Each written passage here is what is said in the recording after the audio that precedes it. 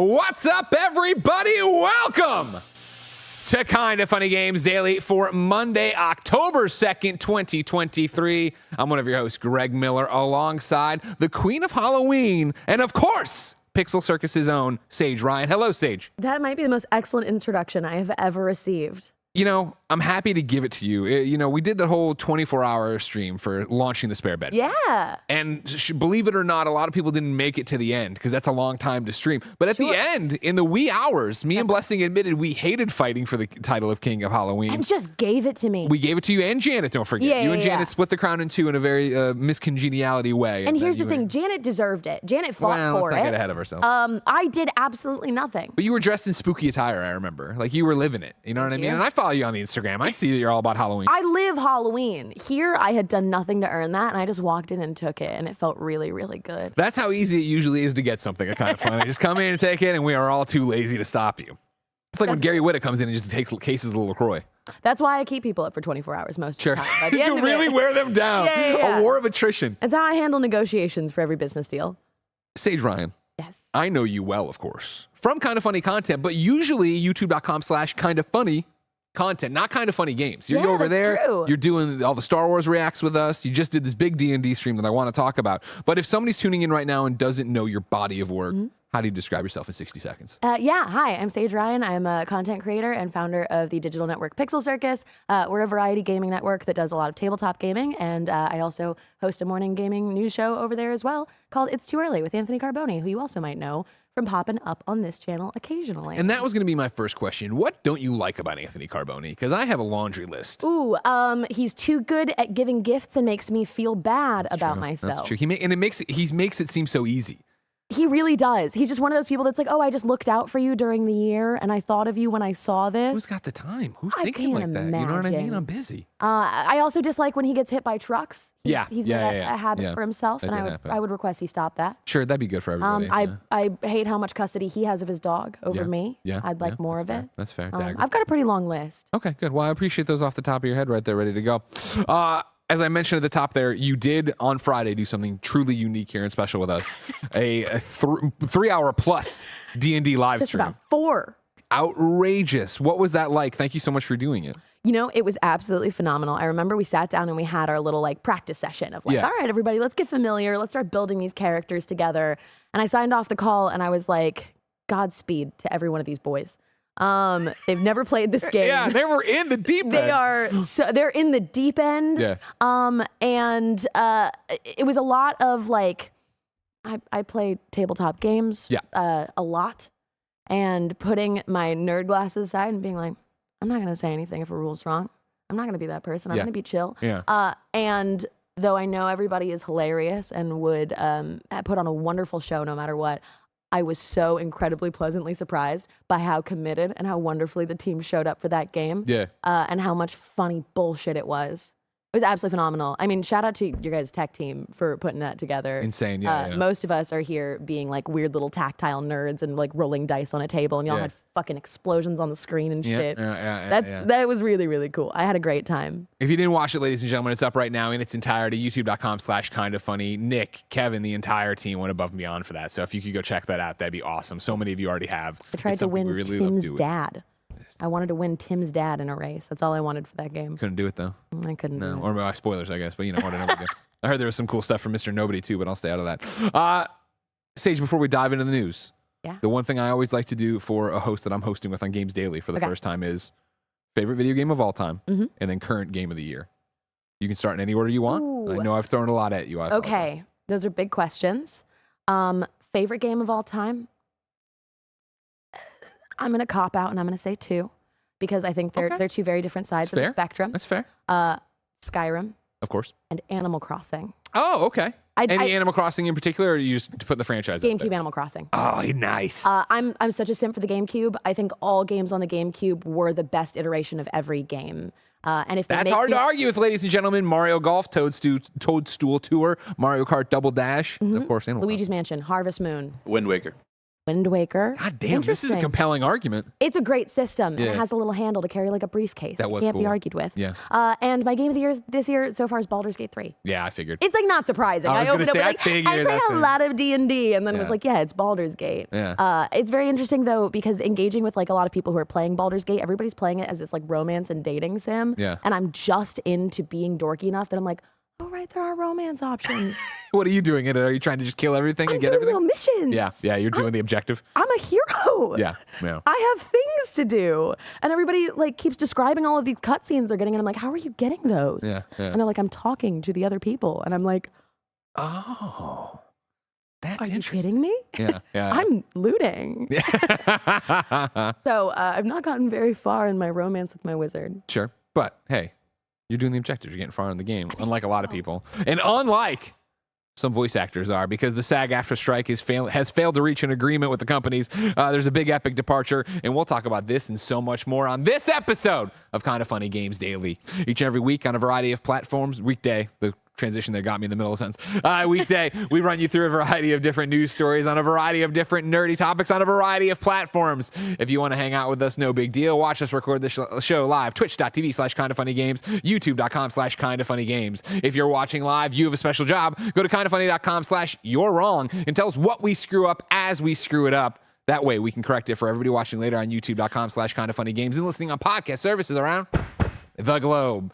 If you want to go that extra mile and get the best of Kinda Funny without any ads, you should go to patreon.com/kindafunny. There, of course, you could get each and every show ad-free. You could watch us record the other podcasts, like the Kinda Funny podcast that's recording this afternoon with Comic Book Girl 19, Danica herself. Of course, you can get all the shows there ad-free. You can watch all the shows get recorded live, unless there's like an embargo for like video game reviews, which there's like a million of these days. Of course, you could also get 300 plus exclusive pieces of content that we put up since October of last year when we launched the Spare Bedroom, including a big 10-minute Gregway I think I just recorded in the car. And of course, you get exclusive merch only on patreon.com/kindafunny. If you're like, that'd be great, Greg, I'd love all the ad-free content, but I got no bucks to toss your way, there's a free way to support us as well. Go to the Epic Game Store and use the creator code KINDAFUNNY when you're checking out, or when you're buying something free, or when you're on your PlayStation, your Xbox, your Switch, whatever's using the Epic Game Store. Housekeeping for you. Our Shu For President shirt is available right now at kindafunny.com/store. If you didn't know, Jim Ryan is stepping down as president and CEO of PlayStation, and it's time for a man who understands how important the PlayStation Vita was, and that man is Shuhei Yoshida. You can go to kindafunny.com/store right now and get your Shu For President shirt. Roger did a great job on this. Cranked it out in the middle of all that D&D stuff. Got it up in less than 24 hours. And it's going to go away on Friday. It is a limited time drop. That way we feel if it's not up for more than a week, we can't get sued. So this is your chance to go get it. Patreon, or no, kindafunny.com/store. Beyond that, over on Patreon, there's a new episode of The Shit List available where Roger and Bless break down the visual history of pizza in video games. Hell yeah. You know, I take my eye off the ball. I go away for a couple days, and that's the content I come back to. I love it. Food and video games is its entire own genre. Exactly. Also on the Kinda Funny pod, or patreon.com/kindafunny, there's a new episode of the Next Gen podcast available where Barrett reveals the new era of his life that he is in. What the fuck does that mean, Barrett? You have to go to patreon.com/kindafunny to find out. Where Can Barrett, I have a hint? Is your hair?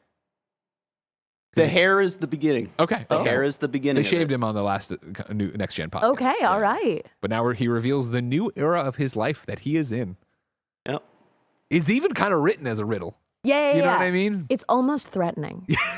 Are we in this era too? Are we in danger? Right. Thank you to our Patreon producers, Jedi Master Deadpool, Delaney Twining. Today we're brought to you by Rocket Money, Shady Rays, and DoorDash, but we'll tell you about that later. For now, let's begin the show with what is and forever will be the Roper Report. Time for some news. 4 items on the Roper Report. A baker's dozen. Were you prepared for this? Not in any way. No. What I like about you, Saige Ryan, is a million things, obviously. Thank you. But I feel like I really only know you through consuming your content. You know what I mean? Being on Instagram, watching the stuff, the videos you're doing. Yeah, with us same. and all that jazz. That's the thing. I'm a sleep-deprived version of you at the studio. And that's the thing. We've been on camera twice. Once was, when I was sleep-deprived in the middle of a 24-hour stream at the very end. And then second, I remember when I interrupted that one COVID Star Wars thing as Watto. Oh, yeah, And I left, and you were like, that's the only time Greg's ever been on camera with me. So I had never met you before that. That was before the studio launch, too. Yeah.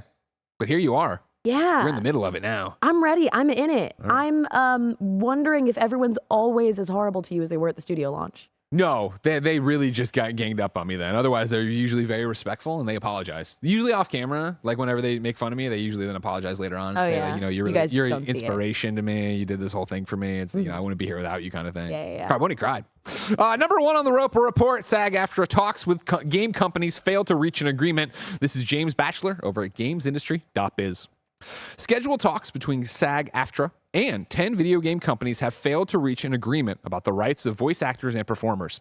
The union has been talking to major publishers and developers such as Activision, Electronic Arts, Epic Games, Take-Two, Insomniac, and Warner Brothers about a potential successor to the interactive media agreement, which was due to expire last year. The expiration was extended while discussions took place, but these have been unsuccessful so far. Quote, SAG-AFTRA and video game employers concluded scheduled negotiations for the interactive media agreement, the union and video game producers told GamesIndustry.biz in a joint statement. Quote, no deal was reached and the current agreement will remain in effect while the parties make final efforts to reach a deal, end quote. The statement follows a strike authorization vote among the union's 160,000 members, with 98% voting in favor of a potential strike. However, authorizing the strike does not necessarily mean one will happen. The union is asking game companies to agree to wage increases that account for inflation, rest periods for on-camera performers, set medics to be present during stunt work, and protection against the unregulated use of AI in voice acting, among other things. SAG-AFTRA is currently holding a similar strike against the TV and film industry, which began in July. Go get them, Saige. First of all, union strong. Second of all, we're so close to getting a general labor strike. It's just, I mean, obviously we're seeing all the entertainment industry ones that are relevant here, but we're also watching things like the hotel workers strikes. We're seeing a lot of strikes in the car industry. And it's very, very interesting how hopeful so many of these massive corporations still are. Like, if I could just wake up for one day with the audacity of showing up to a meeting like this while the world crumbles around me and still say, no, I think we should be able to use your voice as AI, I would truly rule the world. Set medics. Do you really need it? I've seen the call sheet. It says where the closest hospital is. Isn't that good usually enough? I, before getting into video games, was a SAG actor. So I get voicemails from Fran Drescher at least once a week, calling me to talk about union updates and things like this. And it's just been so interesting. And I think that a lot of us became very hopeful when the writers' strike was able to end and the union came to a deal there.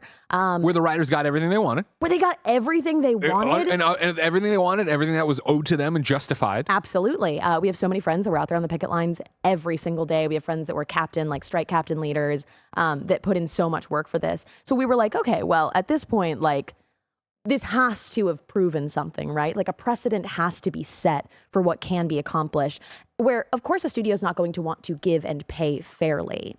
But they have to know when they've been got, right? You'd like to think so. You would like to think. And so. There's this like understanding that like an astronomical amount of money detaches somebody from reality to such an extent that they can continue to be like, I mean, I'll probably win in the end, right? Yeah. If I just keep doing this. Well, this was the whole thing from Iger, right? Where he was like, yeah, you know, if we just sit on this long enough, the writers can't even pay their rent, so it's going to be a whole thing. And they really thought. Right. No, yeah. It was like, if we just wait them out, was a lot of the sentiment from the AMPTP and members of it at the time. And no, you couldn't. Sucks to suck, guys. So it's very interesting to see this. We knew that this was going to come. I remember when the vote came down, it was already pre-authorized to strike. So like this strike was inevitable. I mean, I'm old, but it still feels like we just had the last one. Which I remember when we went through, every time we talk about Barrett, it's 2016, 2017, 2018. It's two of those years. I want to say 2017, 2018, something like that, where it crossed over. I'm not going to bother Googling right now, kindoffunny.com/you're wrong. Where it feels like, okay, cool. I wish we had this taken care of in a way that we don't have, but here we are again. And again, it's going to go in the favor of the actors, right? We have a question here from Michael Restive D'Angelo, who wrote in to kindoffunny.com/KFGD, just like you can, to be on the show for free, and says, hey, cool peeps. Well, it looks like this two-faced bitch of a year 2023 has kept it coming with the hits, both positive and negative. Oh, okay. I was going to say, I don't know if it can be positive. Oh, no, two-faced. That would be positive. This time with the negative. SAG-AFTRA has not reached an agreement with video game producers, and it looks like the strike is going ahead. I want the voice actors to get their due, but do you think that there is a more difficult fight here than they do in the the movie/TV industry? Unlike movies, video games spend a long portion of their lifetime without actors or voice actors, and AI used in video games seem to have more encompassing use than in acting, as it's mostly voice acting. Does SAG-AFTRA have a hard battle here? Do you think the video game executives will double down on AI or even remove union actors from their games? Personally, I think 2023 is going to keep flashing us a beautiful smile with amazing games to just turn around, bend over, and show us the ass cheeks of the industry. I do hope it ends well and the actors get everything they damn well earned. Saige, do you think this is a harder fight than it is for TV and movie? I think it is a harder fight, not because the voice actors are of lesser value to the industry, but because the voice acting industry is further behind than traditional on-camera SAG performers. The rights and regulations that SAG actors on camera already had were so much further along. And the big problem that we're coming up against is so many games have gone non-union. Sure. You don't see nearly as much cable television, network television going non-union, though already far too much. Games are just, okay, well, fuck it, we'll use non-union actors then. Or they're pulling in a lot of things where you have games companies that are based internationally. A lot of the games that we consume are, whereas not as much of the television that we consume is based internationally. Sure. And that is one of those kind of like steps around the union that people have been taking. So I do think they probably have a harder battle because there is an easier access point to continuing without them. Yeah. Into this conversation, I think it's interesting. Bander SN wrote in for You're Wrong. It said the video game voice actor strike was October 2016 to November 2017. So a year and a month is what we were looking at last time this happened. And again, if you were to extrapolate that and flip it to the writer's strike or the actor strike, holy fucking shit. Yeah, that's insane. I think one of the things you talk about with the voice actor thing, and is it a tougher battle? Is it going to be an easier battle? It's a different battle. Yeah. And I think one of the big things would be what we've already seen with COVID, right? Where game development got really tough, obviously, as people separated. We didn't see the initial problem with that. And then what happened is we kind of had the shrinking system of games. And then all of a sudden there's this explosion that is 2023 of all these games coming out. I feel like you'd see a similar thing here where we wouldn't immediately see the ramifications of this as a strike if it actually happens and goes on for a while. But then you're going to get to this point where all of a sudden you're not seeing the voice actors, your Laura Baileys, your Troy Bakers, your SAG people, because of course they're on strike and not doing it. And then you have this weird, shakeup of, okay, well, these people are non-union or this production was non-union, this, that, the other. And like, again, the mess of all that becoming, well, were they scabbing or is it an international thing or is it this? Like the mess of it all. It's very difficult because the burden of like, don't scab is put usually on people that need work. And I agree, don't scab. I want to be very clear about that. But it is very hard when the burden of it is put on people that are struggling in an industry that need work. And there are always going to be people that will step in and fill in for that, unfortunately, and by some sort of moral loophole that they've, found for it. So I agree it's a completely different conversation. I think back to the like last writer's strike. What was that, like 2006 writer's strike? Yeah, when Heroes was happening. That's what I always remember. Yeah. And it was that thing that we all talk about where it's like, oh yeah, that immediately followed the year of reality TV. Yeah. The year where like reality TV was popularized and so much of our TV now is based off of that we just didn't consume as much because they were like, oh, we don't need writers if we do this. Yeah, we have all these hours to fill. We got to make something. Let's go with this. Exactly. So when you mentioned the like later effects on games, I picture it kind of like that, where it's like, okay, your big studios, your big actors, what is going to be the excuse of these big studios to be like, oh, no. Is it these characters are AI generated voices until we get to the point where they tell us we can't? Yeah. Is it just pulling internationally? I'm very curious to see. And I hope we do not end up with another year of striking. And that's what I'm back to again, is I hope we don't even get to strike, right? Yeah. Again, they didn't come together in these pre-agreed upon, we're negotiating these days, but they are still open, they are still talking. The hope is that they do figure this out and come together because, of course, what we were just talking about, right? Like, no one, the Hollywood writer strike and the Hollywood actor strike that's going on right now, the studios do not look good. There is no way you're painting this where it's, okay, great. And the writers won. They got what they wanted. Yeah. So why not just get ahead of it and give these people what they want as well and make it more fair and more equitable and honor what they're putting into this product? Because again, to your point like you made earlier, there's the salient one, right? Like, it is such a different business when you talk to the voice actors you know and love. And if you ever have the chance or they ever say in a podcast or a panel or whatever, the amount of money they get, the one-time thing that then becomes they can be the biggest game in the world for the longest time, they're not getting royalties off of that necessarily. No, most of the time, yeah. Individual contracts are sometimes different, but in terms of the union stuff, there's nothing. So it's like, there's a lot going on here in terms of, okay, well, let's make this a better thing for the people who are doing great work for us. And I think what's really cool about this, even though it's a really shitty situation, is when I think back, and because I was an actor at the time, and I remember the last like layers of strikes that I was involved in, what we didn't have was so much social awareness of union. And it is absolutely phenomenal to see how much of the internet is involved in partaking in union support in this for unions they're not a part of, which is really, really cool. And also applying another layer of pressure to these studios. Sure. It is a public perception issue where previously these negotiations were taking advantage of performers behind closed doors. And people outside of the industry just didn't get how it worked. And now, because so much of it is public and you've got strike captains on the internet documenting the negotiations, you've got people completely outside of what we do in like middle America that are like, hell yeah, I'm following the negotiations. Let's go. Yeah. Union strong. Yeah. I think that's really cool. 100%. And I think, again, it's always an interesting conversation because our world is so dialed into everything. It's, Twitter or X and paying attention and Instagram and following this stuff. And it's, I think, when you talk about, Insomniac being involved in this and negotiations, right? You think of Spider-Man 2. And I would argue when you think of Spider-Man 2, you're thinking of Yuri, right? You're thinking of the voice actors. You're thinking of Laura being MJ, right? Mm-hmm. Like, there are all these people that that are out there being, Tony Todd being Venom, that are being the faces of these games where it is the whole thing of like, well, what does happen? And this is one very specific example. If next week they go, we're on strike. Yeah. And you lead up to October 20th. Like, does Insomniac want to deal with that? Does PlayStation want to deal with that? Do they want that blowback? Do they want... And granted, I know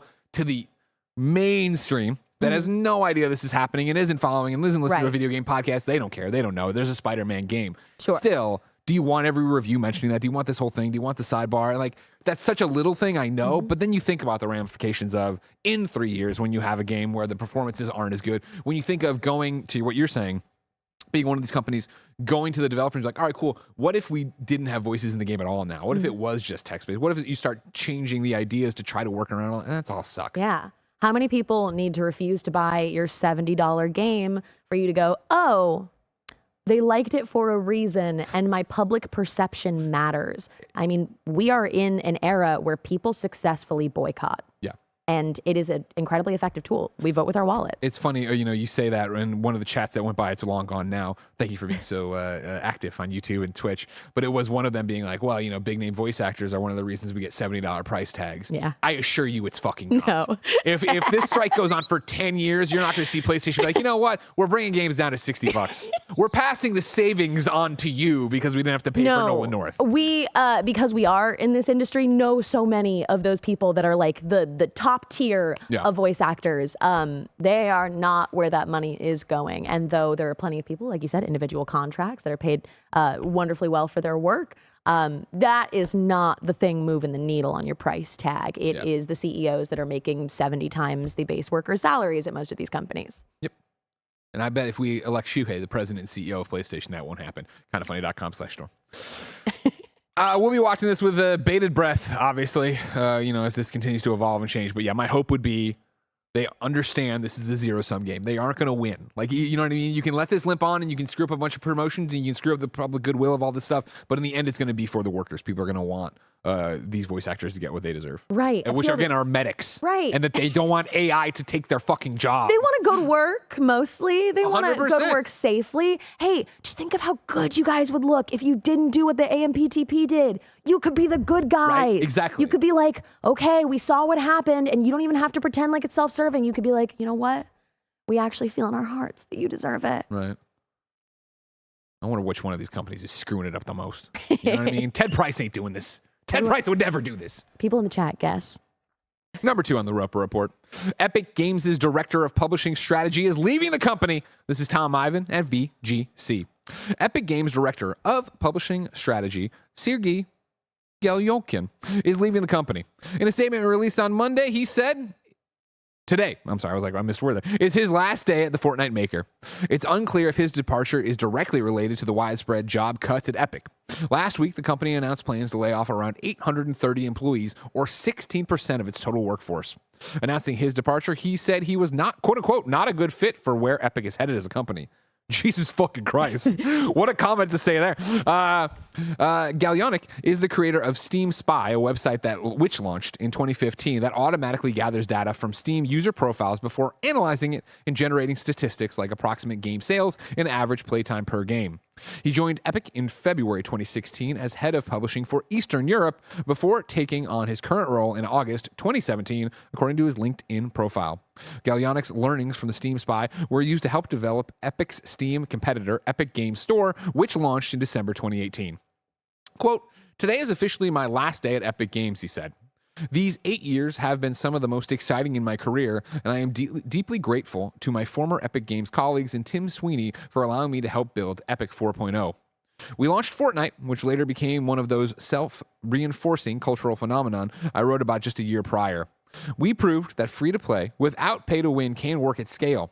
We challenged the status quo in game distribution with the 88-12 revenue share. Now, Epic Games is on its way to transforming from a game developer, engine creator, and publisher into a platform, Epic 5.0. I am not a good fit for this new version of Epic. It requires people of a different kind. I plan to remain in the gaming industry. I also hope to be more vocal now that I don't have to worry about the PR department knocking on my DMs." Jesus. Again, thank you to everyone I worked with at Epic Games. It was an incredible journey, and I will always cherish it.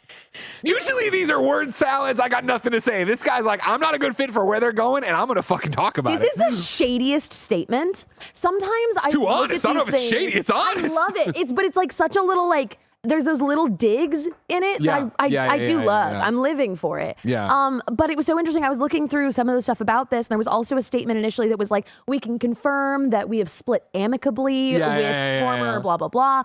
And I was like, why are you guys talking about it like it's a breakup? It was though, right? That's what they always are. But like, usually they try and make it look like it's not, right? Yeah, And they're like, this one's personal, which is very interesting. And it's one of those things where you're like, oh, when I signed like a non-disparagement. Yeah. And you're like, well, I would love to tell you about my experience there, but unfortunately, due to my contract that says I can't say anything bad about this company, I can't tell you what happened. And you're like, you just told me. You just told me. Yeah, you told me it's bad. And they're like, I did. No, I didn't. No, it was a very amicable departure. Yeah. And again, I'm I thank so everyone I grateful. worked with at Epic Games. It was an incredible journey, and I will always cherish it. End quote. What are they doing that he so fundamentally disagrees with? I don't know. It's interesting because, are we reading between the lines? Would this have come under such scrutiny if it wasn't on the back of 860 people losing their jobs, 16% of the workforce being eliminated kind of out of the blue last week and all these different things? Is that part of the agreement here? Is it one of those that you just look at? It's a rough one, right? In terms of what this actually means and what's going on at Epic. Yeah. Like, it really is. You saw that news yesterday. You saw the statements, or not yesterday, last week. Mm-hmm. You saw those statements about it, and it was, man, like, what does this mean for Fortnite's future? What does this mean for Epic's future? What does this mean for the games? Like, there's so many different takes on it that you really, and we won't have any real feedback on it until we're further down the line of what this actually implies. Yeah, I mean, those layoffs were devastating, and I think it's something that we see a lot when there are large layoffs at corporations. We usually see one or two like executive level or high level people that are like, oh, I have made it this far in my position, but do still have a driving moral compass that cares about workers. Yeah. And a lot of the time, I mean, I think there's every possibility that he saw 800 layoffs and was like, whatever the company is doing right now is not for me, and I'm going to go somewhere that didn't just lay off 800 people. Yeah. Which we don't know. That's entirely speculation. He didn't say, of course, why the departure was. But we do see that happen pretty regularly. 100%. Yeah. And so you would wonder if that's what it is. You kind of hope that would be what it is, right? You want to hope so. More than anything, I always want people to be happy where they are. Yeah. And so if it was that, he wasn't happy about this, then that's one thing. And I'm glad that. Do you ever feel like we're just not supposed to know this much about people at game companies? 1,000%. I have to imagine, you talk about the strike right now. You talk about layoffs because we have to keep talking about layoffs because they keep happening and everything. Yeah. You have to imagine all these companies think about like, man, I miss the good old days of magazines. Right. I miss the good old days when it was just this game's good, this game's bad. We saw this thing and it looked great. That was all the coverage was. It wasn't the ins and outs and the corporate reports and this, hey, there's a trademark filed and da-da-da-da-da. Like, right. We are so dialed into everything. And I think that's good. And again, for what you're talking about with like, worker rights and hey, let's be pro-union and hey, people deserve their fair share. Yeah. But if you're at the top of the pyramid and you're on the other side, terrifying. You're getting the good part of the bad share. Yeah. Then you're like, I wish nobody knew this. I wish we weren't under the scrutiny. Yeah, I feel like most of the people in this chat would have never known who this person was 15 years ago. Yeah. Honestly, 100%. maybe 10. Yeah, no, Maybe 10. We just weren't dialed in like this to like corporate, non-front-facing executives of these companies that make what they make. Yeah. It's so interesting. But then there's the other side of it too, where it's like there's so much information that I do fear it becomes white noise. Yeah. There is this, oh man, everybody's like, there's been so many layoffs. Yeah. It's this whole thing. 2023 is a great year for the games themselves, but bad for developers. And then it's like, I think there's us who can sit here and be like, oh, the Embracer Group, and oh, this, and oh, what they just did at Epic. But I feel like everybody else kind of gets that malaise about it. Where it kind of does get to where 10 years ago when I was working at IGN and writing news stories, it would be like, hey, somebody made this AAA game, it came out last month, and now they've reduced their workforce by this amount. Because that was the cycle, and that was acceptable. That you brought on all these contractors, they finished the game, then you took away their contracts, and they would move on to the next thing, these like band of mercenaries. And I feel like we've seen, especially during COVID times, right, a lot of people beefing up, and that's been the after effects of this, right, where it is Epic talking about last week. Well, we thought Fortnite was going to go a bit further than it did. Okay, that was a bad call. Embracer, well, we were waiting on this one big deal to happen, and it didn't happen. So this is what's going on. Yeah, Embracer's like, well, we thought we would own everything by now. And then you've got Epic, and it's like, well, how far did you think Fortnite was? Like, it's not like we can be like, Fortnite really launched and failed. Yeah, I know. Like, what were your expectations for this game? Yeah, and again, that's where it gets crazy because it was the longest time where like, oh, that prints money, and it does, right? It's just not printing as much money right now, right? But it's like still killing. But it is this. Whoa, like, how do you misread it that badly? How do you, that big of a margin? And this is the same conversation I always come back to when we talk about layoffs in video games, right? Because I feel like we are so hard on these companies. Yeah, and I think justifiably so. Yeah. When you see Embracer Group being like, oh man, all our chips were in that basket, it's gone. You're going to see a lot of studio closures. You're going to see a lot of layoffs. When you see Epic lay off 16% of their workforce and be like, we thought this was going to go the different way. What I always come back to, and I've said this before, so I'll make it short, right, is like one day, and I'm knock on wood, pray to God, no, but one day maybe there will be a staff reduction at Kind of Funny. My belief in this highly hypothetical world would be that the messaging behind it wouldn't be, we had to let go of 3 people, and it's because, man, we thought 6 months ago we were going to have all this money because of this YouTube thing, because of this thing, and it didn't happen. So it would be that, advertising's dried up, this support has gone away, There would be something over time you would see that wouldn't be, we gambled. Yeah. We gambled with people's lives because we thought the good times would roll forever. And I'm not even patting us on the back because we're whatever, but like, we gambled when we said, we're going to, December 2019, we fucking signed a lease on this space. And for the next year, paid us a lease on 2 studios we did not use because of COVID. But we made a smart gamble where we were like, the worst thing in the world can fucking happen. Right. And we can still go. We know what we can do. Yeah. And you don't go, well, and to that I say, oops. Yeah, exactly. Like, I also think that too, like, in the comparison that has to be said, you also aren't in a position where it's like, oh, well, we don't have the money for these extra 3 people because all of it is going to a corporate level of employees. Sure. Because there is never going to be a way that Epic is ever going to make me believe they don't have the money. Yeah. It is about how we allocate and prioritize. Yep. So it's like, okay, well, what we're actually saying is the money that we have, we don't think these people are worth. Yeah. And that is what would never happen when you're a company that cares about your people. Yeah. Layoffs happen? Absolutely. Cutbacks happen on team sizes? Absolutely. You could look at the money and go, yeah, they could afford those people. Yeah, sure. Is the money elsewhere? I would love to know where. Oh, what's that? Tim Sweeney, a net worth of $9.65 billion. Oh. Yeah, sure, I don't have $9.6 billion. Yeah? Yeah. Promise? I promise. I like to think that we're a company here that takes care of each other on a familial level. Ladies and gentlemen, please welcome to the stage the Hispanic heartthrob, Texas treat, Latino heat, clicking heads, ripping them to shreds, the globe-trotting, head-shotting, rootin' tootin', 3-point shooting, nitro rifle from twitch.tv, Andy Cortez. He kicked over my little coffee canister there. You might say, oh, Andy's here. He's going to have something about the news. No, instead what I'll say is this. Everybody knows Andy's my personal barber. Oh. Okay? Andy trimmed up my beard last time, took a little off the back. That's great. Andy, here's what's been happening. How you doing? I'm doing great. How are you? I'm great. what happens is I'm driving to work in the car, the little mini, the Ecto-1, you know what I mean? Do a Greg way or whatever, and eventually I like go here and I touch my ears, and I'm like, I forgot to shave the ears again. I got these little old man white ear things coming out there, and so I said, Andy, could you bring a razor today, trim up my ears? And what'd you say? Absolutely. I also brought tweezers. So you're just gonna yank them out. Well, some of them. I thought you were gonna bring I thought you were gonna bring like your electric razor too. No, that's a lot of noise. That's a lot of noise. But that's like you're putting a razor blade in my ear, my curved ear. You're fine. You'll be fine. You'll be Your guys' chat is so funny that as soon as you walked out, they said, "Are we laying off Andy live?" Andy, as you just heard, we didn't make a gamble. We just, see you later, all right? You're fired.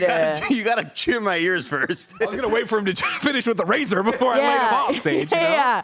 I also kept looking at this and being like, "This is not in the paper." Yeah, no, I forgot to tell you. I was gonna have him is... come out and shave my ears. This is what it's like to Again, work with Greg. you know what I mean? These I had no sections, you see them? Honestly, the tweezers might be the move.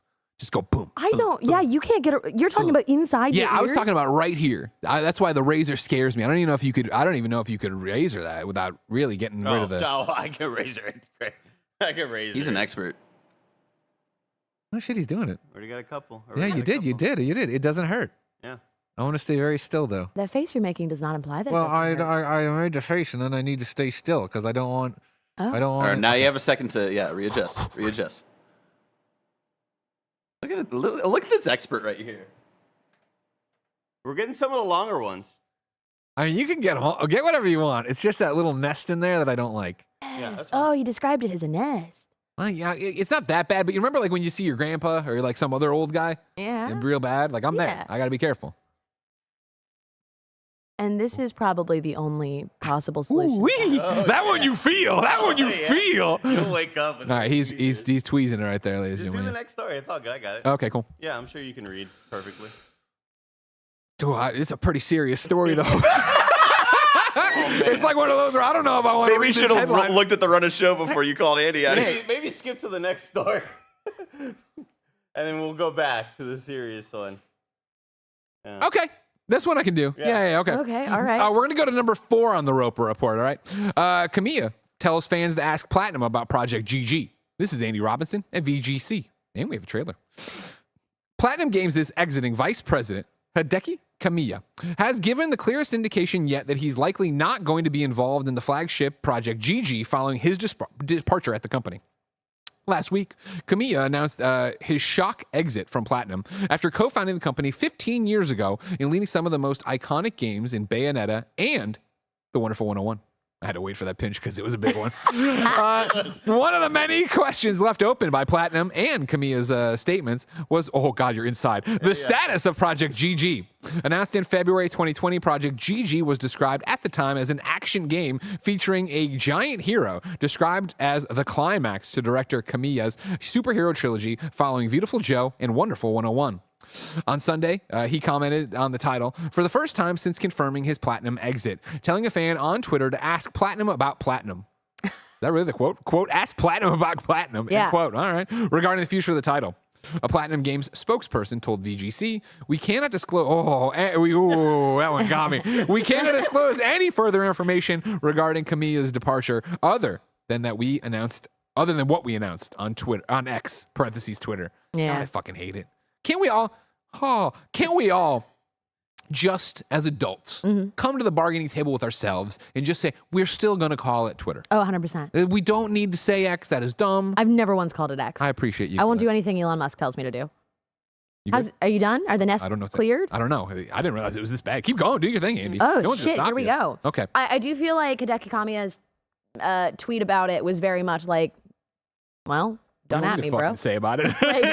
I told you I'm leaving. I can't do anything else about it. A sadistic enjoyment of mine is going to game trailers for games that didn't come out when they were supposed to and reading those comments at the time Game of of the being year like, 2020. this is gonna be it, guys. Yeah. It's tragic. It's heartbreaking. But I did this morning go and view this trailer, which was released 3 years ago now imagine? For Project GG, and see so many of these comments that are just like, all right, here we go, boys. This is it. It's so sad because, like, I mean, Beautiful Joe, you talk about GameCube games. I remember Kyle Hayes rocking that and me just sitting there and watching it in college. You know what I mean? Watching him do it. In Wonderful 101, I enjoyed the little bit I played, but I was never a big Wii U person. Yeah. So like this would be an exciting move, especially as the. Anyone a big Wii U person? Well, don't get started. Don't get me started. You know, you call out how bad this system was, and people are me like the games are great, and I'm like, no, they're great games, and I'm like the biggest Nintendo fanboy. Yeah. I as somebody who's always like, I don't simp for big corporations. I do for Nintendo. Nintendo is my friend.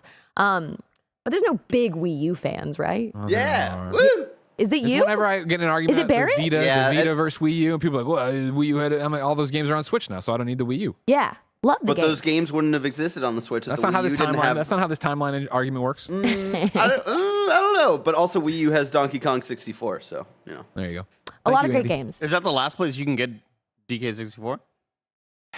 Yeah. You'd think they'd put it more places if it was so good. Crazy. Oh, People liked it. Yeah, you think it'd be there. Yeah. oh, It interesting. sucks. It'll probably come to suck, your right? Noah, Nintendo. enjoy your gaming by The Rock. Did they sponsor you? No, but I bought 2 little packages from Amazon. Oh. Because I love the fruit punch flavor, and sometimes the store only will have white peach and orange. But whenever they have the blue can, and whenever I go to the store, the guy will be like, "Sorry, no blue cans, brother." I'm like, "I know, man, it's all good, dude." But I was able to find the blue cans on Amazon, and then I saw they have grape. Zoa, enjoy your gaming. The Rock, Dwayne Johnson. Get this man off Did you my side. intentionally dress to match I was gonna it? say the fact that he's matching the outfit. I mean, that is impressive. But think about how disappointed. Do you need your razor guard back, or are you gonna throw that razor away? Oh, sure. The fact that like the guy at the store now is gonna see him less. Yeah. Are you gonna tell the guy that you're cheating on him when he comes to the store? No, he's not gonna tell him. Okay. Andy says, why buy from a local business when you could buy from I'll tell him. I'll tell him. Yeah, I know, right? Yeah, exactly. Run them out. But it's hard sometimes. Oh, They it's don't get so the blue- hard. They don't got the blue drink. I understand. Yeah, if you don't have it in blue, what do you What are expect me to gonna do? Yeah, exactly. That's What's my the purple catchphrase. thing? Not in blue, what do you expect me to do? What do you expect me to do? Ladies and gentlemen, what do I expect you to do? If you like this show, why don't you get it ad-free? You can head over to patreon.com/kindafunny, where you get each and every episode of Kinda Funny Games Daily ad-free, where you get every other podcast ad-free, where you can watch us record the podcast live as we record them a day before they go else anywhere else, and they'd also be ad-free, and they'd be on demand, and you can get them as an MP3 or video and all that jazz. We got 300 episodes of bonus content we've put up since October last year. And then, of course, there's all the stuff we did for like the last 7 years before then, if you really wanted to go digging.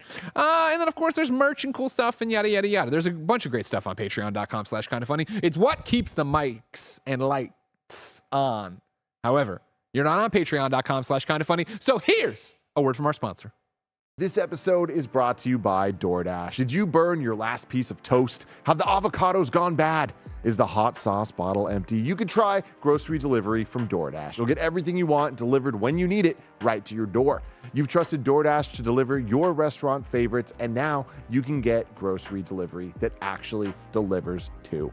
You already know how much all of us here at Kinda Funny love DoorDash, but with thousands of grocery stores to choose from, you'll find the best in your neighborhood and boost your local economy with each and every order. You'll get exactly what you ordered, or they'll make it right. You want even more value? You can save on all of your grocery and restaurant favorites with a $0 delivery fee on all eligible orders with a DashPass membership. With easy substitutes right in the app and best-in-class customer support, you can get 50% off your first DoorDash order up to a $20 value when you use code KINDA at checkout. That's 50% off up to $20, no minimum subtotal, and 0 delivery fees on your first order when you download the DoorDash app in the App Store and enter code KINDA. Don't forget, that's code KINDA for 50% off your first order with DoorDash.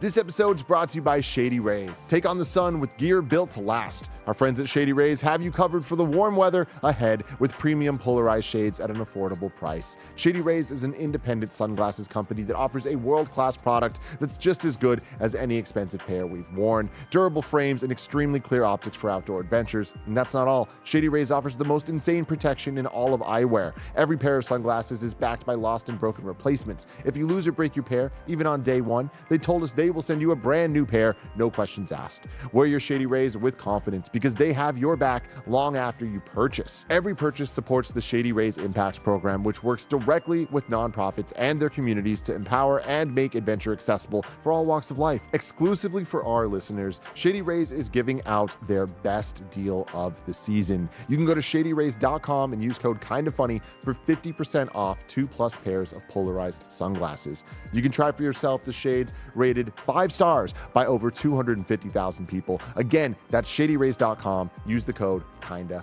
funny. This episode is brought to you by Rocket Money. Rocket Money is a personal finance app that finds and cancels your unwanted subscriptions. It monitors your spending and it helps you lower your bills all in one place. And it has surprised multiple of my friends and people at Kinda Funny how many subscriptions they have that they forgot they are still paying for. That's why I'm such a big fan of Rocket Money. It's so easy to cancel the ones you don't want with just the press of a button. No more long hold times or annoying emails with customer service. Rocket Money does all the work for you. Rocket Money can even negotiate to lower your bills for you by up to 20%. All you have to do is take a picture of your bills and Rocket Money will take care of the rest. Rocket Money is a personal finance app that finds and cancels your unwanted subscriptions, monitors your spending, and helps you lower your bills all in one place. Stop wasting money on things you don't use. Cancel your unwanted subscriptions and manage your money the easy way by going to rocketmoney.com/kindafunny. That's rocketmoney.com/kinda funny. One more time, rocketmoney.com/kinda funny. Third and final on the Roper Report, even though it's the fourth story, but we danced around it for the ear trimming. Boss of Worms company Team 17 has been axed amid sweeping layoffs. This is Wesley Yin Poole at IGN.com. What were we just talking about? Worms maker Team 17 is set for significant layoffs as well as the exit of its CEO. Eurogamer reported Team 17's quality assurance department will bear the brunt of the layoffs, with around 50 roles at risk. A consultation process is set to end in November. Meanwhile, CEO Michael Patterson is expected to leave. Team 17 confirmed its layoffs in a statement to IGN, although it insisted its Astragon and Story Toys businesses are unaffected. Quote, in response to the report, I have no idea what any of that That's means. what we were worried about. Yeah, exactly. In response to the reports concerning the departure of Michael Patterson from Team 17, we can confirm we have amicably parted ways with Michael. We can also confirm that we have sadly entered into a period of consultation today with Team 17 Digital, with Astragon and Story Toys remaining unaffected by the restructuring plans, end quote. A 2022 Eurogamer report into Team 17 revealed concern among staff about pay, working conditions, and management failures. Changes were promised as a result, and hey, here they are. They're just horrible. Team 17 Group PLC shares have fallen steadily throughout 2023, with the company losing almost half of its value since January. Last month, Team 17 reported, quote, strong revenue growth for the first half of its fiscal year, ending June 30th, and insisted it expects full-year results in line with expectations. Revenue decreased 31% to just under £70 million, with gross profit up 18% to £30.2 million. The company was sitting at a net. Oh, nobody cares about this for us. I understand you doing your work over here. I don't need to. Yeah. News of the Team 17 layoffs is just the latest development in what has been a torrid time for the UK video game industry. IGN reported on significant redundancies set for Sega-owned Creative Assembly after the cancellation of extraction shooter Hyenas. Elsewhere, Fall Guys developer Mediatonic was said to have been decimated by layoffs triggered by parent company Epic Games, creator of Battle Royale Fortnite. Oh, I hate to be in a layoff season. But it's all the time now. I know. I wish it was like, oh, well, they've got the, like I was talking, well, I guess I don't wish anything, but I wish it didn't happen. But it's just every fucking week now. There's some other huge layoff happening in a year where games are fucking crushing. It starts to feel at some point like we're just like passing the same video game employees back and forth between companies, which is like the structure you talked about earlier. They bulk up for a game, they would shut them off previously, and they're just doing it in like a slightly different pattern, I guess now, but the pattern still exists. And it's a bummer to see things when you're like, these revenue increases were here, and we still are seeing these layoffs. Yeah, 100%. You know, Team 17 has been one I've watched evolve over time. You know, Worms has been something that I think it feels been since I started at IGN in 2007. People have been talking about Worms, right? Yeah. And so when they did really beef up and become this publishing label, right, and like putting stuff out, like moving out 2 recently, and a number of other games, there's been like, oh man, they have a lot of stuff. I don't know if they have a lot of hits, and that's when you get into that weird thing of like, I love the market we live in, where you can have these publishing platforms that, I'm not even trying to quote The Rock, know their role. I'm putting out AA, I'm putting out indie games. We're not doing everything. We're not trying to embrace our group and have a million titles. Right. We're trying to put out quality games that we think are going to find an audience. And there's always a bit of gambling in that, right? You talk about like how much you're going to invest into something you hope finds a return. Yeah. But when it is that, I mean, I get a lot of Team 17 emails about a lot of different games. I do too, actually. And they were Prison Architect, I think, too. And they have those games that stand out where you're like, oh yeah, but there are so many where you're like, okay, like I don't know what this is. I'm not paying attention to this. There's just too many games happening at any point in time. Yeah. So do you think it sounds like then they built up a team to make a lot of games, too many games, and then we're like, it turns out we can't just wager the odds on if we make so many games, one has to pop off. Yeah. It's always hard to jump into that, but I'm looking right now at like my Team 17 in my email. Yeah. And I have a whole bunch of emails here from Team 17, if I want to request codes, and you see Trepang 2, and like these are, do you want codes also like just press releases? So it's press releases. Trepang 2, Earthless, Secure the Bread, Headbanger Rhythm Royale. And these are just in order. Classified France 44 moves or aims for a 20 thing. All right, finally I get to a double where I get something else about Earthless. Right. Like that, but those are all new games. Individual new games. Dredge is going on here, and I'm still in September. Tee Up for Tranquility and Peaceful Pines, and we get back to what is white noise. Mm-hmm. I think, to talk about us, and I mean games, press, media, enthusiasts, whatever you want to call it, right? Yeah. You run into the white noise problem.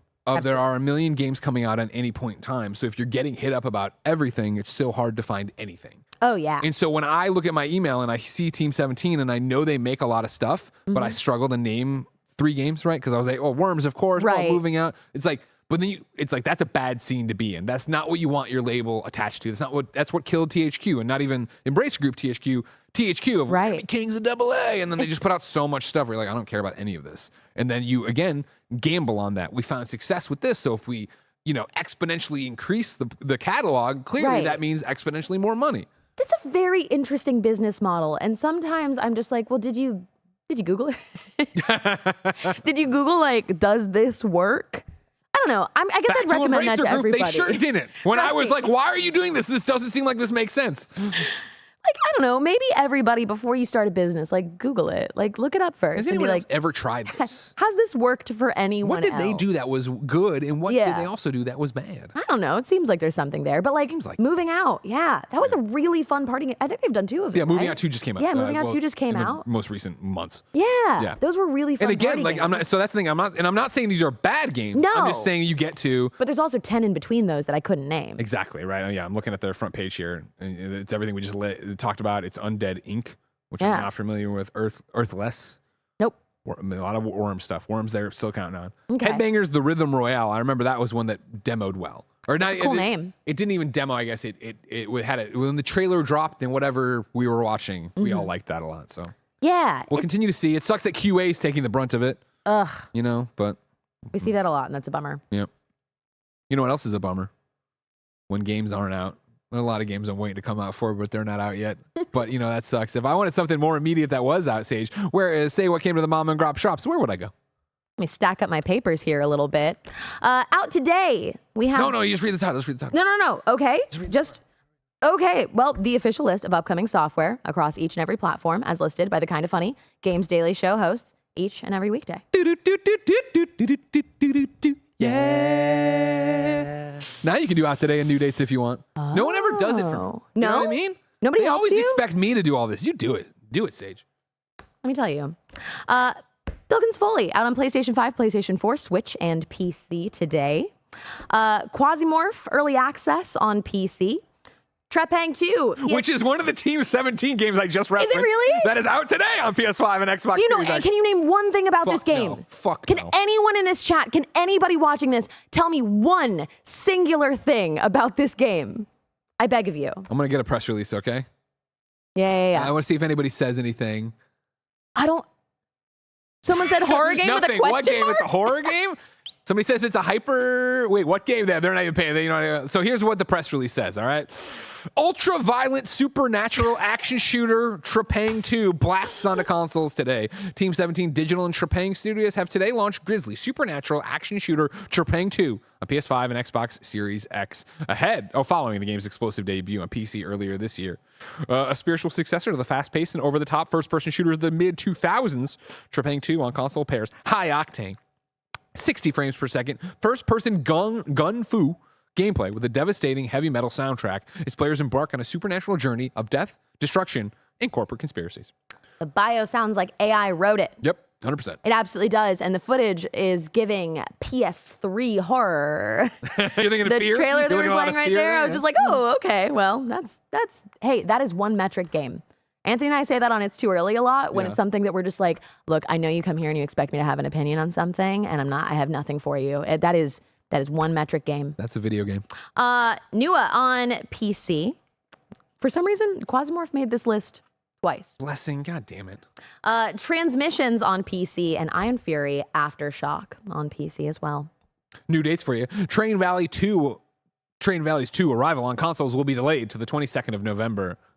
Wizardom combats chaos in early access on November 15th. Like, I see Barrett highlighting to go find out what Wizardom looks like. And then Overwatch 2 Season 7 Rise of the Darkness launches on October 10th. This is Wizardom. I dig it. I was going to say, it's got a good visual style so far. With the that's a good sprites. vibe. What are we doing? Is it actually, are we actually traversing in 3D? Is it first person? It's interesting because it's got the like 3D block. Retro first person shooter. Huh. Oh, that's cute. I like it. Huh. Ha! Everybody go look at the Wizardom trailer coming out on early access November 15th. So all those PC dorks, they'll test it for me and then eventually come to a console. You're not a PC player? No. I'm not some weird pedophile. Greg. This looks good. What? What's that? Greg. What? I'll tell you what, the PC gamers hate that joke. But let's be honest. I can't imagine why. Has Chris Hansen ever caught somebody via a PlayStation? No. They're chatting on the computer. Think about it. Greg. Somebody find a clip of guaranteed somebody walking up to a teenager's house with a PlayStation in their hand to be like, I brought over a GameCube. Right. I brought over my beers and my PS2. Yeah. No, it's always White Claws or Smirnoff Ices. That's what Yeah. Get 'em, a little Chris more old Hansen. school. Deals of the day for you. Immortals of Avium, of course. PlayStation 5 and Xbox Series X is $40 at Best Buy. Ladies and gentlemen, we ask you to write in for free to kindafunny.com/KFGD with your questions, comments, concerns, of course, but also with your Squad Up requests. Today, the Portland Kevin writes in with a Squad Up success story. What's up, Greg and Saige? I'm sending a big thank you for reading my sent-in Squad Ups in September to have Portland Kinda Funny Best Friends meet up. It was a great success with 10 total Kinda Funny Best Friends meeting up for a drink at the Lucky Lab. I feel like we've suddenly got a great subgroup started for hanging out in the Portland area. One of us has also started a Discord server specifically for Portland area best friends. So if there are any best friends that are not there on Saturday but still want to connect for future meetups, message the Portland Kevin, all one word, and intercapped on Discord. I think that matters on Discord, right? Don't you have to do the intercaps? With the new types of usernames, it might. And you'll be welcome to join it. Thanks for creating and maintaining such a wonderful and welcoming community of best friends beyond. Congratulations, Portland, Kevin. I'm glad you had a good time up there. Have you ever been to Portland? I have not. I haven't either, but I feel like I'd fit in. I know it's a big brew pub culture. Yeah, you got the beard for Portland. I love drinking You beers. got the beard and the shirt. Yeah. I do. You can head right over right now. Collar shirt, Greg can go anywhere. Yeah. You know that? Yeah. We ask people watching live on twitch.tv/kindafunny and Kinda Funny Games and youtube.com/kindafunnygames to write in to kindafunny.com/you're wrong. Tell us what we screw up as we screw it up so we can set the record straight for everybody watching later on youtube.com/kindafunnygames and listening on podcast services around the globe. Bander SN writes in and says, Greg said Team 17 made Prison Architect. Team 17 made The Escapist. Oh. The Escapist is very fun. Have you played it? Yeah, I think. Well, no, maybe that's Prison Architect. Who did the Walking Dead crossover? I don't know. One of them. Kindafunny.com/you're wrong. This is your time to shine. Can you get it in before I end the show? I do vaguely remember a very early Kinda Funny Let's Play, I believe, of The Escapist. Or was it Prison Architect? Who could say? Who knows? The There's two now Escapist is that very you fun. remember. Had great dialogue. Yeah. Like really just like a clever, witty, silly little game. Okay. They made 2 of them. Giving us even more information because they're talking about, I think, well, Bander SN said Team 17 made The Escapist. And then Sid X says Introversion Software made Prison Architect. So there you go. Thank you for that. And then I'm delaying 1 second to see. People are saying the Walking Dead crossover. They was didn't The write it in. Bob writes in and says The okay. Escapists crossed over with The Walking Dead. That's the Team 17 thing. So there you go. Gotcha. Thank you, Bob. Bob's your uncle. Mine? I don't understand that reference a lot. Have you heard this? No, I don't get it all. There's so many. You hear of it those though, phrases. right? Oh, I hear it all the time. Absolutely. Well, not all the time. I'm gonna take back hear it all the time. Yeah. Let's find out the origin of Bob's your uncle. Bob's your uncle meaning. I hope it's not horrible. You got Wikipedia here, Barrett. Bob's your uncle is a phrase common to use in the UK and Commonwealth. It means, and there it is. Or, and there you have it. Or, it's done. Typically, someone says it to conclude a set of simple instructions, or when a result is reached. The origins are uncertain, but a common theory is that the expression arose after the Conservative Prime Minister Robert Gascoigne, the fucking guy from Bloodborne, Cecil, third Marquess of Salisbury, parentheses Bob, appointed his nephew Arthur Balfour as Chief Secretary for Ireland in 1887. An act of nepotism, which was apparently both surprising and unpopular. Whatever other qualifications Balfour might have had, Bob's your uncle was seen as the conclusive one. That's fucking awesome. So it's rooted in nepotism. I'm gonna start saying it more. Yeah? You know what I mean? I gotta start working it in. I like it. I think that we have the right to take a couple phrases from the UK. We already took our freedom. You know what I mean? And we took Lucy James. We got her over here now, you know? Tam. It's great. That's the best thing is like, you know, it's similar to PC gaming. You know, I was joking about it before, right? Sure. PC gaming, they beta test all the games. And if they're really good, then when they come to console, I know they're good because somebody over there said it was and all the bugs have been worked out, right? Okay. UK, very much the same thing. It's this little fucking island nobody thinks about. But if somebody rises to prominence, Rahul, Lucy James, they come here. We import Tom Holland, we import them here. We get them. So I don't care about the other rejects on the island over there. You know what I mean? I don't know much about Graham. No, Graham Norton? He's still over there. Oh, he's one of the rejects. Sorry. Yeah. Okay, I also appreciate no one can hear Andy, so I'm just having this off-camera conversation. Nobody knows what I'm saying, you know? You're having an off-camera conversation because we also could not name 5 British people on our own. I know, we right? needed Andy. The Queen's gone. That's a big strike for me. One of them works with us. His name's Gary Whitta. Got him here. You know what I mean? Again. Anthony Stewart Head? Giles? Oh, okay, sure. Giles Yeah, from thank you. Buffy the Yeah, Vampire from Slayer? Buffy. Yeah, hell yeah. The only British person I Does could he think live of here in full this time? Are we moment. sure about that? He came to American television at least. Fair enough. That's fair enough.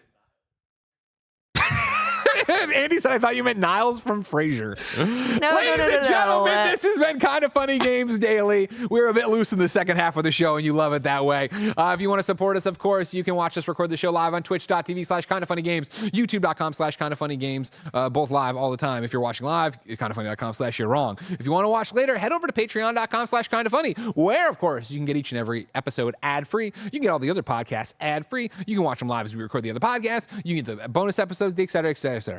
You got none of that going on. You don't have time for that. YouTube.com/kindoffunnygames. And of course, podcast services around the globe for Kind of Funny Games Daily on demand. Your hosts this week look like this. Tuesday, me and Blessing. Wednesday, Blessing and Andy. Thursday, Blessing and Tim. Friday, Tim and Blessing. That doesn't sound right. Only had 2 episodes. I'm back for a full week for once. I've been gone for like a month. Huh? No, you got to get some cracks at the bat. You know what I mean? You're not getting out of it. You know what I mean? You just shave my ears and not do the show? Not happening that way, ladies and gentlemen. Saige, yes. You, of course, are a Kind of Funny extended family, but I don't feel like we get you enough on games. You killed it today. Thank you so much. I appreciate that. Thank you so much for coming through. Where can people keep up with you? You can find me everywhere on the internet at NotSage or at Twitch or youtube.com/pixelcircus for all the other game stuff I do. Good. I'm sorry you have to work with Carboni. You know, it's been refreshing being here in a way. With a professional, in a way. Andy, stay out of the frame. It's not a post show yet. I got to shake her hand. Ladies and gentlemen, until next time, it's been our pleasure to serve you. All right. All right, now you can come out, Andy. It's post show. We're on the post show. Post show's happening. Come on faster, Andy. It's the post show. The post show's live. We're live right now, Andy. Everybody's watching. What is this? What are we doing? So now I didn't hear, because we didn't actually get an answer. Whoa. Did you match the soda to the shirt? Was this a whole plan? Negative. No, Oh, wow. negative. Welcome, gentlemen, ladies, and envies around the world. I love that. I still haven't worked that in yet. It's the Super Chat prime time, everybody. Super Get Chat your prime Super time. Chats in. There's already a couple Super Chats addressed at Saige. Oh, cool. Oh. Get your resubs in. You got that Amazon Prime. Take that money. They're counting on you not remembering about it. Set a reminder, because a lot of people always go, hey, how do I how does this auto do it? It won't auto do it. I got to auto do it. You got to set your Prime Gaming to renew every month in your own brain. And you could give that to Pixel Circus. You can give that to Kind of Funny. You can give that to Sad Boy Barrett, who streams. I stream once every 6 months. Once every 7 months. Welcome in, everybody. We're going to do a little post show. And you can't even sub to me. I don't have that access. Oh, wow. You don't stream enough for it. Give it to us then. You know what I mean? I like your choice to hold the microphone. Thank you. Thank you. Comfortable. It feels good. $2 super chat from Feel the Surge. Says, Saige on Kind of Funny content is an instant day maker. Aww. Oh, that's very nice. Thank you. Oh my God. Sage, I'll give you that $2 through my through Venmo, okay? Okay, yeah. Jamal Live, We didn't agree to 65. that. We didn't agree to that. Jamal Live, 65-month resubscription with Prime. Thank you, Jamal Live. Overly Jammy, 28 months of Tier 1 love. Says, hey, best friend. Hello, Overly Jammy. Hope you had a great weekend gaming. Enjoying your gaming. CJ Splits on $2 super chat. Says, chat loves Saige. Bring her back for more content. Oh my God, thank you. Wow, okay. I did pay these people to say this. That's my $2. Yeah. There's a lot of exchanging of a lot of money exchanging between It's a whole, it's a whole like laundering scheme. Mm-hmm. P-tier P-tier Anthony. Peter. Oh God. P-tier Anthony. What is that? P-tier Anthony. That's how they wrote it. Probably them trying to do like a mad gab of Peter Anthony. That's what I was thinking. 18 months of resubscription using Prime. Speaking of meetups, will there ever be another in-person meetup / event involving the Kind of Funny staff and best friends? Of course there will be, ladies and gentlemen. You know, we are not against seeing you. What I would say is we haven't announced it yet, but keep your ears and eyes peeled. We're here this month, October. We're doing something with Square Pie Guys for Extra Life. Oh, I have no idea what that is. That sounds exciting. You want to eat some pizza? Sure. All right, cool. I'm down to eat some pizza. We got a $5 super chat. Thank you from the Portland Kevin, who says, Greg, plan a trip to Portland this time next year. This week, a ton of sports are doing Wing Week. What? Where they've got chicken wing specials on the menu. What kind of sports are doing this? I guess. Like sports bars? Oh, it's tons of spots. Sorry. Oh. A ton of Yo, spots. come to the soccer game. It's Wing Week. What the fuck's going on? There's a little league game over there. Across the desk. All right, that's good. That's good to know. That's good to know. $5 super chat. Thank you once again, Portland Kevin. We got Guy the Y or Guy the Wee. Guy the Wee. 2-month free subscription with Prime. Thank you for using your Prime on us. Risky the Kid, a first-month subscription ever. The first time joining the Kind of Funny community. Thank you for using your Prime here. Deadwood, 67 months of Prime gaming as well. Jeffaz, 59 months, says, hi, Saige, and everyone at Kind of Funny. Hi. The D&D stream was amazing. Yeah. Thank you. I had so much fun. I had a great time. It was a little funny reply to me yesterday when I said, I tweeted out the link for our little D&D adventure and said, I played D&D for the first time ever. And somebody replied, I'd argue that you still haven't played D&D. Sorry, that was my burner account. That was me. Outrun, 27 months of Prime gaming. And by the way, Jeff, send a lot of love to Kevin Coelho and to Nick Scarpino mainly for putting all this D&D thing together. Did a lot of... Hey, there's Kevin. There's Kevin right there. Look how tall he is. he just looked like he was caught on a candid camera or something. Thank you, Trevor G, for 7 months of Prime gaming in a row, 8 months total. Lenart NL, 61 months, Tier 1 subscribing over here to the community. Says, remember that DokeV anime style game trailer from 2 years ago with Pokemon and Ghostbusting elements? Wonder if it ever gets released. It's a great question. DokeV was that weird one. Great question. Do you ever heard of DokeV? I don't think so. Barrett, can we look up a trailer for DokeV? I think Barrett's busy doing stuff right now, but DokeV was a wild kind of like, you weren't sure if you were hallucinating while they were showing everybody this trailer. Fun. It looked like kind of a little too... Here it is. I do remember this. Oh. It was a game that nobody knew what it was about, but it looked like it was spanning about 17 different genres. I remember this. And the lighting kind of looked way too good, and the characters looked odd. We were all like, there's no way this The is characters real, look right? like they're like 3D versions of Sid the Science Kid. Yeah, it's like they created like fully human Splatoon a little bit too by their proportions. The environments kind of look like the most CG accurate cities you've ever seen. You get to transform into something. A magical girl transformation? This seems like a new trailer. I don't remember this. But again, I felt like I was... This was the one from Gamescom from 2 years ago. A little like I got Pal Worlded here, you know? Sure. Yeah, so a very, very odd game. We don't know what the hell it's about, but yeah, kind of ghost-busting elements, sucking in. It was just everything. It was creatures. the game. You wanted the game? Buy one game the rest of your life? This is it. Yeah, you can do whatever bounce you on want. a ball. I'd like to play that. Now it's Monster Hunter. Yeah, it's everything. It was one of those odd ones. Debuted 2 years ago. We don't know if it'll ever come back. We don't know if it's still in development. Look at this little llama.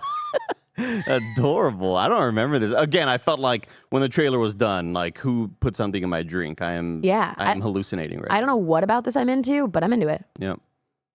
Thank you for that super chat, Lenart. Ricky Bobby, 35 months of Prime Gaming. Thank you for your 35 months. Jay Mertens, 76 months, says, Sage is an absolute pleasure, and I love you all. Thank you, Jay Mertens, for 76 months of Prime Gaming. Magic Salmon, 62 months, says, Andy, tell Greg his shoe is untied.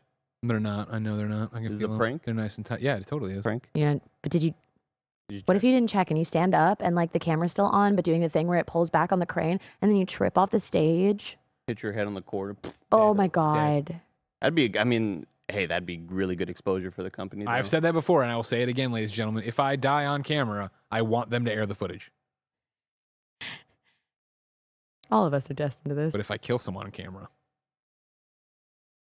it's to know. Thank you, Michael Costa, for a $2.80 super chat. Says, we need Sage on more kind of funny content. Great show today. Thank you. There's a lot of not a whole lot of compliments coming my way, which is kind of weird, but for the ear fine. shaving? Yeah. I mean, you're a one-trick pony here, Andy. You've done this 3 times now in the span of like a month. I plucked a lot of good hairs though from that ear. He did. From these ears. I might need you to shave my head again soon. Okay. By the way. There was a lot of people commenting on it saying things like, please, Andy, some of us are eating lunch. I didn't see those. May have banned them. They should have known better. Zach Mello, $5 super chat, says, Starfield 76. Thoughts? I don't know. Thank you for your $5. Deadhead, 12 months of support. Thank you for your full year of Prime Gaming. I don't know. Baby Don, 2 years of support with Prime Gaming. Alonzo. Hi, Alonzo. A first-time subscriber. Tier 1. How about that? Oh. How about that? Coheed 25 with 55 months of Prime Gaming. Thank you, Coheed. Night Life, $2 super chat says, when is the studio getting Halloweensied? Oh, shit. We always forget that. You guys decorating for Halloween? Bear, make a note that we got to start using the Games Daily Halloween intro. JPL. Thank you. Good job. JPL 80-month resubscription with Prime says, 80 months, baby. Love this community. Great episode with Sage. Thank you, JPL. And great post show by Andy. Thank you, JPL. DJ Kento, $10 super chat says, when the strike started, A24 immediately met the writer and actor demands and kept working. Do you think gaming studios will follow suit? Any come to mind? I'd like to imagine Insomniac would. Yeah. That like A24 style deal? Yeah. Bungie. Are they allowed to do that though while they're under Sony though? You know? The fact that they're still, the fact that they're named specifically Insomniac makes me think they're still operating under a agreement that's before Sony. I mean, it was great press for A24. I'm a huge A24 fan, and like everybody got to be like, wow, what good guys. Again, I say, it could be you. Could be you. This could be you. Langley M. Neely, bless you. Bless your soul. $5 super chat says, still in the hospital, but looking up to see the amazing Sage made my miserable pain. Wait, what the fuck? Made my miserable pain-filled day. Oh, it made their day, even though it's filled with miserable pain. I thought I was going to say made my miserable day filled pain better. Yeah, no, it made their day. I was like, damn, you're saying that like you feel worse now. That's kind of crazy. But thank you, Langley. I hope you're feeling better in the hospital. $5 super chat. Middle of that sneeze, I just remembered I had to put my lunch in the fridge. It's just sitting on my desk. Hell yeah. That chicken's marinating. Hell yeah. Thank you. I hope you feel better. 18 months from Notchbin using Prime. Thank you, Notchbin. Notchbin sounds like an insult. Oh, you Notchbin. Oh, you fucking Notchbin. That's good. See, that could be one we take from the UK. we could. Or say we just that. we export it back to them and they think it's their own. Ooh, that's fun. If we can infiltrate from the inside, have Rahul start saying it. Gaslight an entire country. Yep. They'll sound so These freaking got enough silly. spins. Juan Two Step, $5 super chat says, just wanted to say the D&D vid was super fuego caliente. Thank you, Juan Two Step, $5 super chat. John Yannon, 39 months says, Greg, have you been watching Mizzou football this year? 5-0. Good luck next Saturday. I sure have been. Don't worry about. I mean, I've been watching highlights as I often do. You know, Ben's not going to sit there for the whole game. Yeah. Hopefully, I'll get him out there next season. I feel like that might be a good. He might have the attention span to hang out. Let me say this, Greg. It's always just so weird, like how quiet my Twitter notifications are when the Cowboys win. Like it's Sure. Well, people only want to make fun of you. like, where They want is to try to be your friends. I thought I'd get some congratulated, like, hey, good job, you know, whatever. Yeah. Boromir, 14 months, Prime Gaming says, question for Saige, what is her favorite hair color? My favorite hair color that I ever had was pink, but unfortunately I chemical burned my entire head doing it, so I didn't get to keep it. So it's the one that got away. We'll never forget it. I'll never forget it because my head is messed up from it. I feel that. Be careful with bleach, kids. Yeah, I bleached my hair way too much in high school, so my scalp is just forever fucked. Woo! Yeah. Sergio Pew Pew, 19 months of Prime Gaming. Thank you, Sergio Pew Pew. Shay Braven, 76 months, says, speaking of Carboni, everyone should check out his Twitch as he's streaming every Spider-Man game leading up to the 20th. No, we don't need to do And that. it's quite the time. I got to watch some of it. I got to watch a bit of it. I think did I raid him? No. It was after one of my things, but he was playing Spider-Man on the Game Boy. And he was just like making great points about just how the Game Boy's library just filled with absolute garbage. and he was like, this was somebody's gift. This was somebody's like Christmas and birthday gift. Sure, yeah. And it's just like so true that like I think the Game Boy may be the console with the worst hit to miss ratio. Show Anthony's dog instead. Yeah. Do the dog instead. Hello, Jaime. 6 months resubscription says, thanks for all the laughs on Friday. Love you all. Thank you. Hello, Jaime. Sergio Maldonado with a $2 super chat says, excited to watch the Spurs this season, Andy. You know it, baby. It's Wemby time. Sterving 6-month resubscription with Tier 1. Prunez with a 7-month resubscription says, Andy looks very handsome today. Thank you. Always does. Appreciate you. Griff D-Pad, 55-month resubscription. That PR guy, 81 months of Prime, says, anyone else going to go into the Spider-Verse live orchestra screening next month? I've seen advertisements about it. Oh, I think I saw Tim talk about this. That looks cool as hell. You going to go? No. But it's cool. I went and saw Ghostbusters that way at the SF Symphony. Not Sympathy. We get a lot of stuff like that at the Hollywood Bowl. I'm not going. No. That's where the Game Awards thing was, right? The Games one? That's right. Yeah, That's where they did the so, Game Awards yeah. concert. Tim was telling me, Tim and I are very interested in watching the movie The Creator. The Ah, Gareth yeah. Edwards movie. Okay. And we were like, yeah, we want to see it like at a good theater.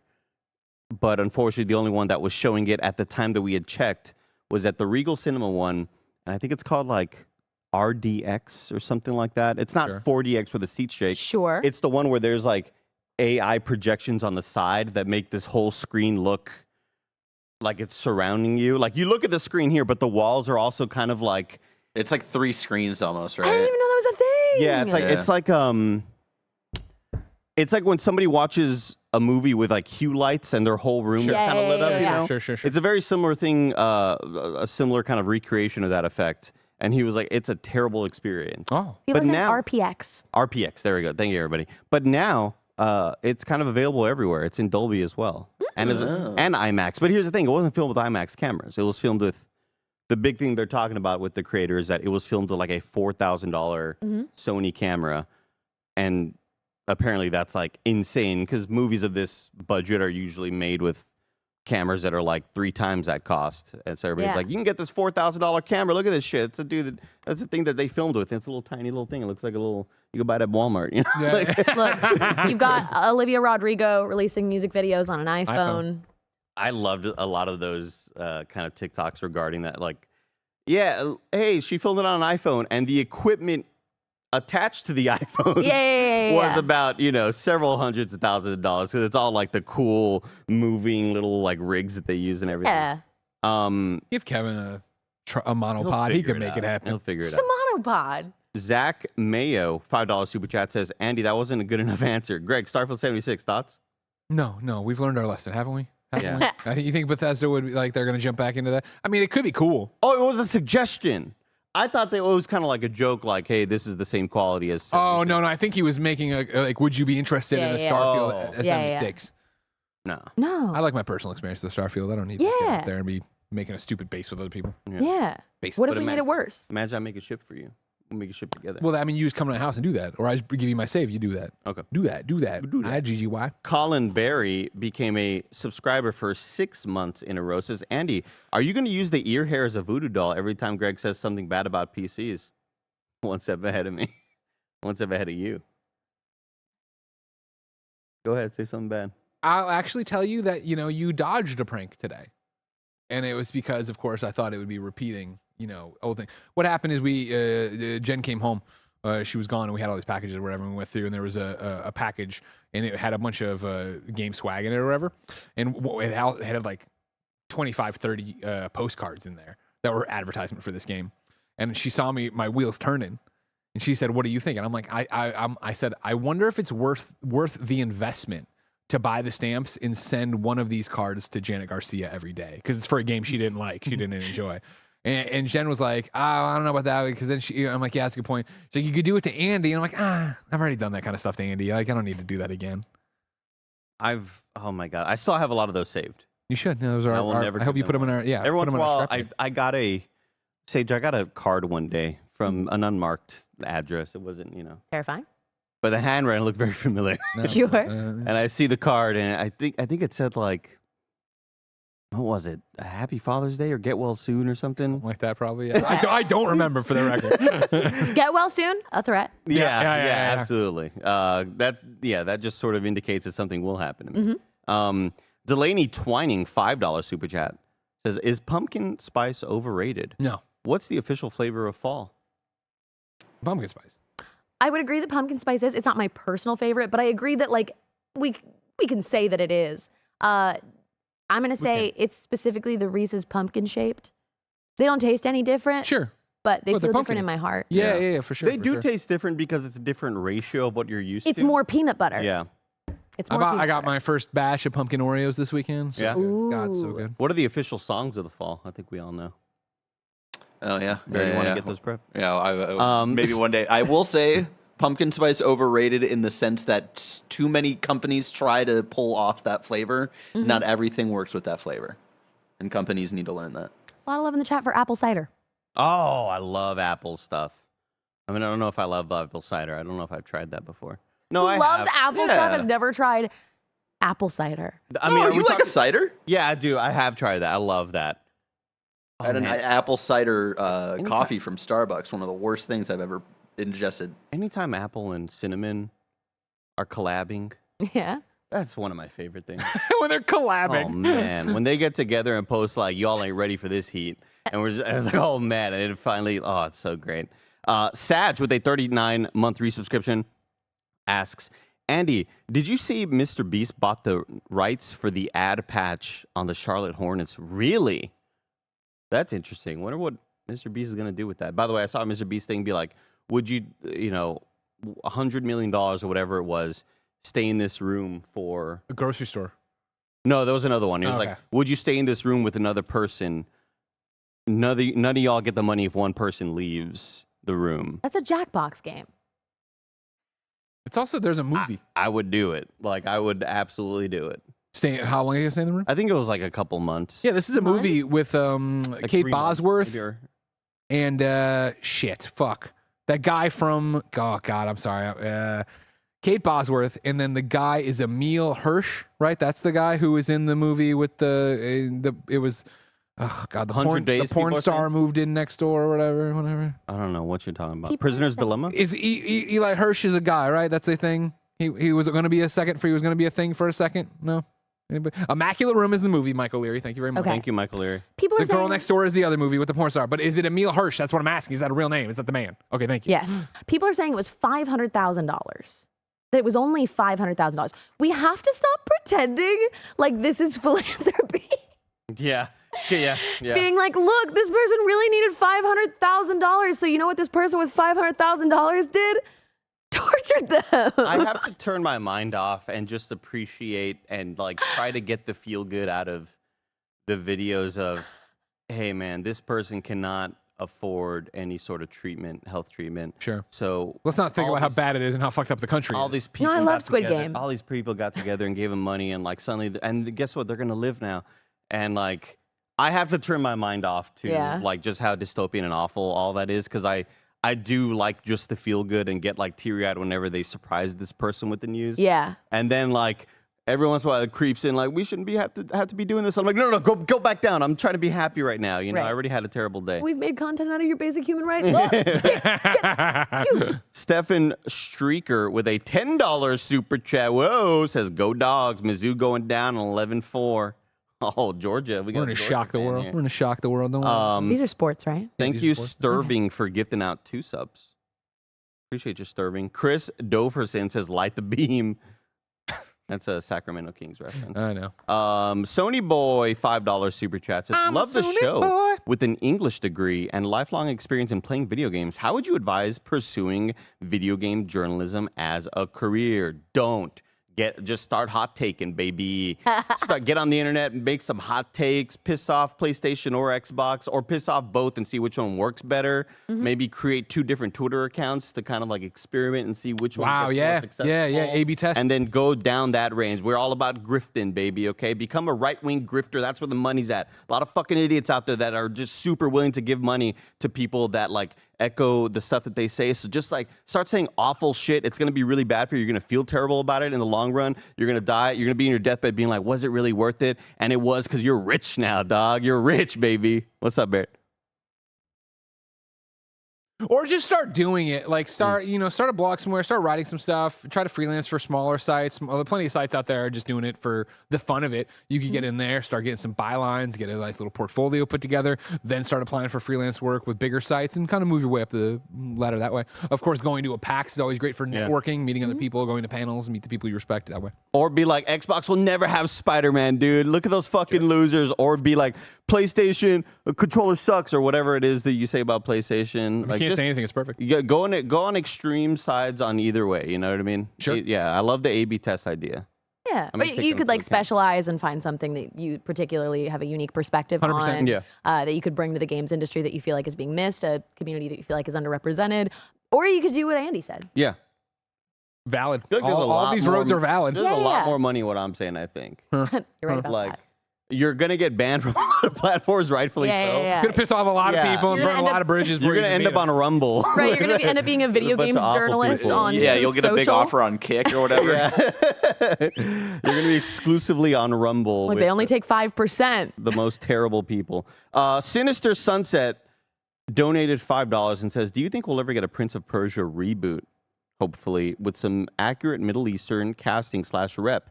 Hope y'all have a great evening." I mean, what happened with the other? You know, The remake? yeah. I mean, it was gestating forever and ever and ever, right? The answer is yes.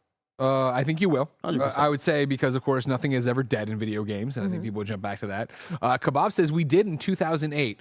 Let me shock you, Kebabs, because the second part was with some accurate Middle East casting representation. Do you remember, Kebabs, that the 2008 main character was played by Nolan North? Accurate Middle Eastern casting representation. Nolan North. And I'm not insulting Nolan. You know what I mean? Just pointing that out there. Nolan Egyptian. You know that? I think as you've seen the Assassin's Creed games go that way and find a lot of love and respect for being authentic and accurate and raising up voices that need to be in the games you're making historically, I think you see that, yeah. Yeah, I was looking because we just got that Prince of Persia side scroller. Yeah, that's still coming. That just, is it come out? It's not come out yet, it's that not we out just got an announcement for. That there's like a mixed reaction to, but I was trying to see who the lead was in that. Oh, yeah, I don't even know if it's voice. Is it voice? It is. Oh, It okay. is. It's called something Crown. Ryan Arden Lost became a Crown. brand new member. Thank you, Ryan Arden. And the final one that we're going to read today, as Saige is looking this up, Better be a Bander goddamn SN apology. with a $5 super chat Uh-huh. says, "Greg, I just beat Starfield and watched your spoiler thoughts. Was a great watch. Needs to do New Game Plus runs." I told Greg that as well, that I decided to spoil myself and watch Greg's spoiler thoughts, and then told him I don't plan on beating this game. Sure. I don't want that for me. I like just being a little ignorant space guy who doesn't know anything about the rest of anything big that's picture? happening. I'm just gonna. You just like being a little freak. I'm gonna go do, help some people, maybe do a little bit of crime, but I'm gonna have a cool spaceship, and I don't have to be existential with my. I'm actually right there with you, and it's not for any like larger reason. I just love to be around. I love to just be a little guy in space. That's all I'm really interested in. Yeah. But I'm not a completionist with games. Sure. I have no problem not finishing a game. You gotta get did you get your fun out of it? I'm in until I'm out. There's so many games. Yeah. Greg Miller, Starfield spoiler talk, parentheses, after 5 playthroughs is up as a Kind of Funny Games cast from 3 weeks ago, which is insane because that feels like 3 months ago. And honestly, it's one of my favorite pieces of content I've done this year and in quite some time. It's just me for an hour and 7 minutes talking about everything I've done in Starfield. So if you aren't beating it or did beat it or whatever, I'd love it if you went and checked it out. We love y'all. Thank you very, very much for joining us for this Super Chat Primetime post show. We're going to be heading into the lab right now, and Blessing's going to be doing a little Twitch bounty where Blessing hopefully doesn't spend a lot of money on buying characters in that old Genshin Impact game, because we know that Snowbike Mike could likely encourage him to just swipe the card. We hope not. We'll see what happens. He'll be doing that for an hour. Then after that, me, Mike, and Nick will be hopping into Payday 3. We'll see you then, gamers.